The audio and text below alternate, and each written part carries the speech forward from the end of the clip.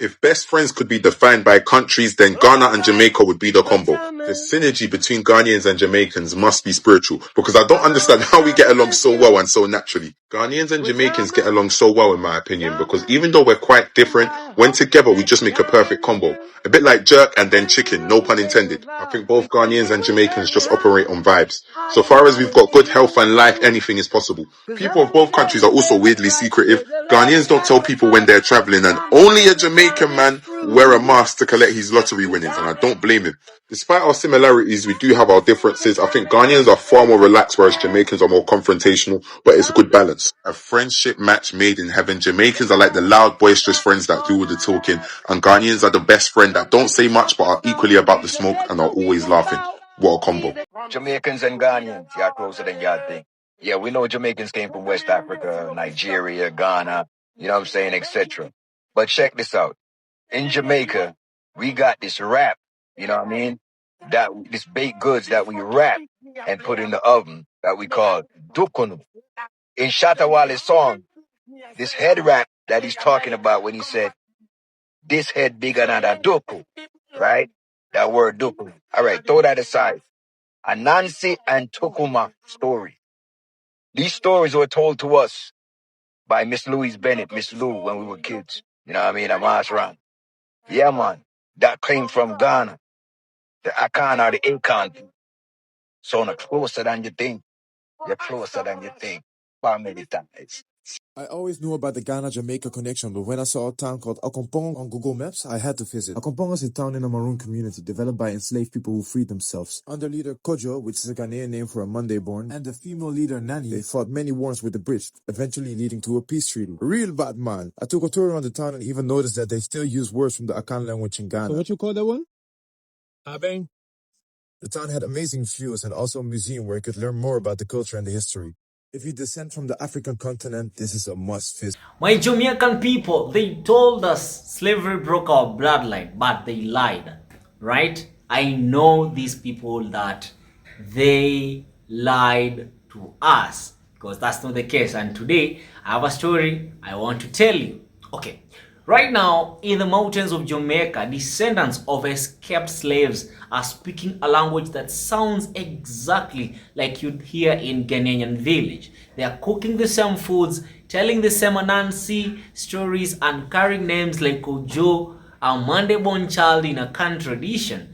This is not coincidence. This is cultural, this is not cultural borrowing. This is spiritual DNA that survived 400 years of systemic erasure, while the colonizers were congratulating themselves on breaking us. Our ancestors were building bridges across the oceans with nothing but memory and determination. Okay, what if I told you that Jamaica and Ghana ain't just connected by history? They are operating as one cultural ecosystem across continents, because what I'm about to show you will change how you see the entire African diaspora forever. Let's watch some clips that build context on this, then I'll come back and discuss more about it.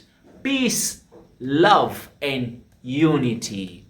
Ghana feels like Jamaica. Ghana even smells like Jamaica. Even some of your language is similar to Jamaica.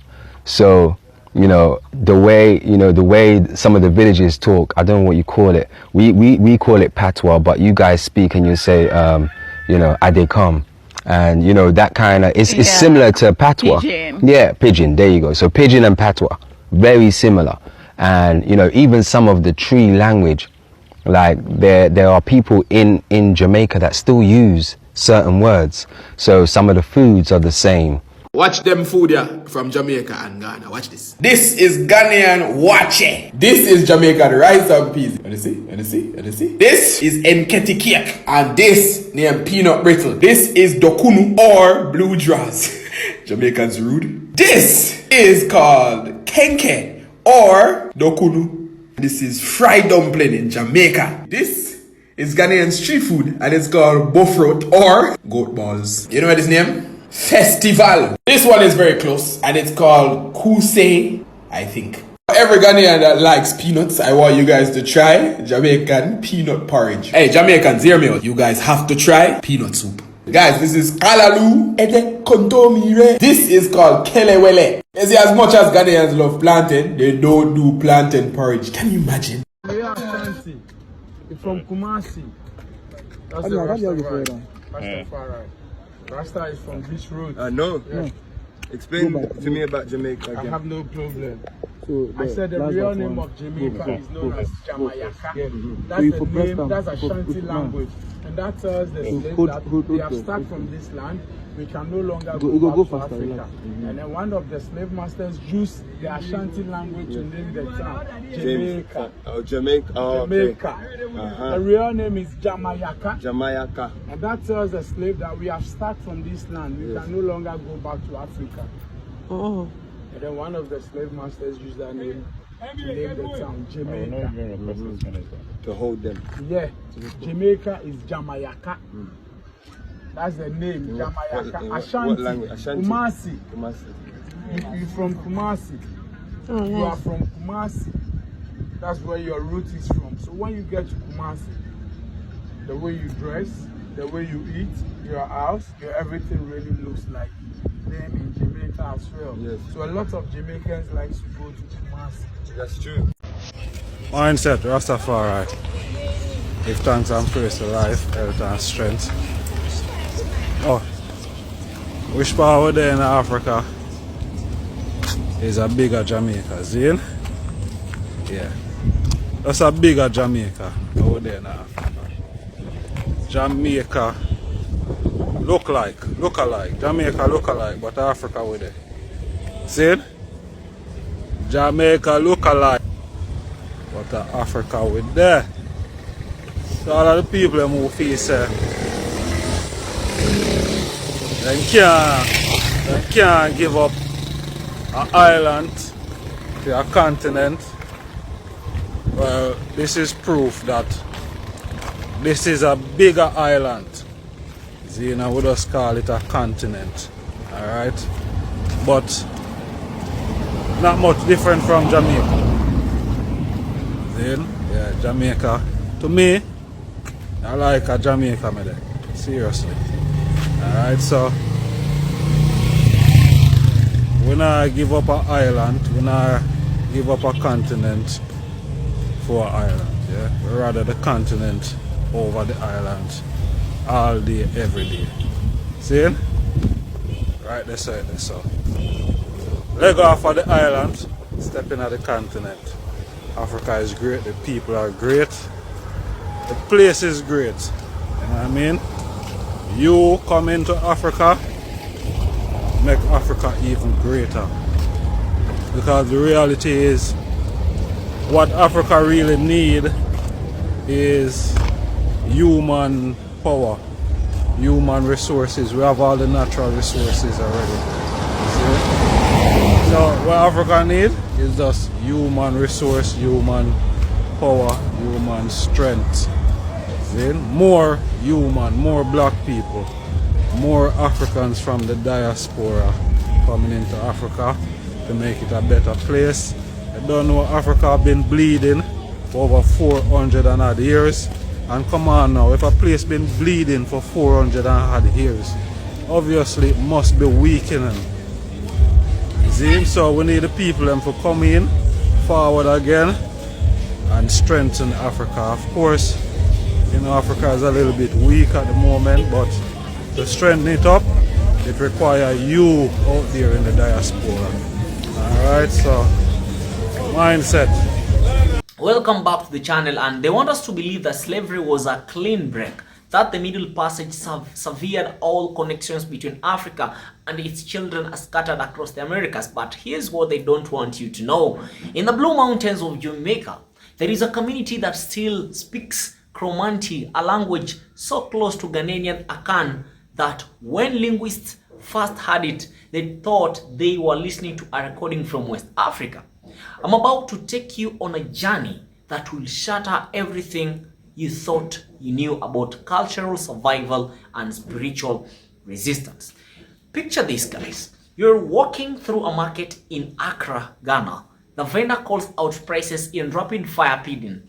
Later, you land in Kingston, Jamaica and hear almost identical speech patterns in Patois. Coincidence? Not when you realize that both languages share roots in the same Akan linguistic DNA. But it goes deeper than just language, much deeper. Let me take you back to 1655 when the British seized Jamaica from Spanish. They inherited something they never bargained for. Communities of escaped Africans who had already established themselves in the island's most impenetrable, like you can't penetrate the mountains. These weren't just runaways, these were nation builders, and their nations had names that echo across continents. Let me break down this spiritual connection through 3 undeniable facts. The Maroons of Jamaica don't just speak any Creole, they speak Kromanti, named after Commander, a coastal town in Ghana's central region where Fort Amsterdam once stood. This wasn't just any fort, this was a departure point for thousands of enslaved Akan people. The language they spoke became the ritual language of resistance in Jamaica. When Maroons conduct ceremonies today, they are literally channeling their ancestors through words that traveled across the Atlantic in the minds of the enslaved people. Think about that power, think about that defiance. They couldn't bring their bodies freely, but they smuggled their souls in syllables. Kojo, Nanny, Accompong, these ain't just random names from Jamaican history. They are Akan names with specific meanings. Kojo means Monday born in Akan tradition. When enslaved Africans named their resistance leaders after Akan naming conventions, they were making a statement. You can change our location, but you can't change our identity. Like, you can take me out of the hood, but you can't take the hood out of me. Accompong, the Maroon town that exists to this day, was named after a leader, Accompong, whose name the colonizers couldn't pronounce properly. But here's the beautiful irony. The mispronunciation became a permanent marker of African identity in the Caribbean, a daily reminder of roots that couldn't be severed. Walk through Ghana today, and you'll see Jamaican flags painted on walls from Accra to Kumasi to Takoradi. It's not just admiration, it's recognition. Ghanaians see Jamaica as their cultural child that grew up strong and proud despite being separated from home. Meanwhile, in Jamaica, Anansi stories directly from Akan tradition remain foundational tales passed down through generations. The food connections are equally striking. Jamaican dakanu, like the Ghanaian duknu, rice and peas matching wakie. These ain't just adaptations. These are cultural memories preserved in seasoning and technique. But here's what really gets me, and this is where it becomes personal for every person of African descent watching this. We've been conditioned to see the diaspora as fragments, broken pieces of a whole that can never be reassembled. The Ghana-Jamaica connection destroys that narrative completely. It shows us that our ancestors didn't just survive, they thrived. They didn't just preserve culture, they evolved across continents while maintaining its essential essence. When I first learned about the Kromanti language, I was flabbergasted, not from sadness, but from recognition. Here was proof that our ancestors were master strategists of cultural preservation. They understood something that their oppressors didn't, that you can't kill a people's spirit by moving their bodies. This Ghana-Jamaica connection is not just about two countries. It's about what's possible when a people refuse to let trauma define their story. The Maroons didn't just escape slavery, they created alternative realities where African culture could flourish. They built communities that operated on what one researcher called vibes, that intangible but unmistakable spiritual frequency that connects African peoples across the space and time. Every time a Jamaican speaks Patois, they are speaking with Akan inflections. Every time a Ghanaian recognizes something familiar in reggae rhythms, they are hearing ancestral echoes. This is bigger than cultural exchange. This is a cultural resurrection. And here's what the colonizers never they never anticipated that connection would survive, strengthen, and eventually become a source of power rather than pain. So, what does this mean for us today? It means that the diaspora is not scattered. It's strategic. Different locations, same foundation. It means when Ghanaians embrace Jamaican music and Jamaicans stress their roots to Akan traditions, they are not being nostalgic, they are being accurate. They are on point. The Ghana connection proves that, like the Ghana-Jamaica connection proves that our ancestors embedded survival codes in everything: language, food, music, spiritual practices, even naming conventions. They created a cultural blockchain that no middle passage could corrupt. But here's the responsibility that comes with this knowledge. We have to complete the circuit. We have to strengthen these connections, not just celebrate them.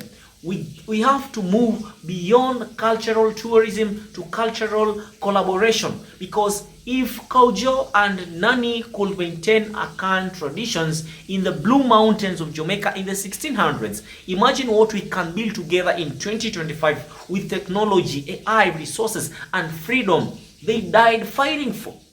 The ancestors didn't just survive for their freedom, they survived for ours. The least we can do is honor their cultural genius by building bridges they could only dream of. The ghost of Kromanti is not haunting us, it is guiding us home, not back but forward, together. That's the real revolution, that's the real reparations, that's the real recognition. Ghana and Jamaica, one soul, two expressions, always have been, always will be. And my people, thank you for watching. Thank you for always supporting me. To the returning subscribers, I'm so grateful. From the land of Simba, Kenya, I am so much grateful. Let us subscribe. Let us share this content. Let us get this channel to 1,000 subscribers. Thank you, my people. Peace, love, and unity.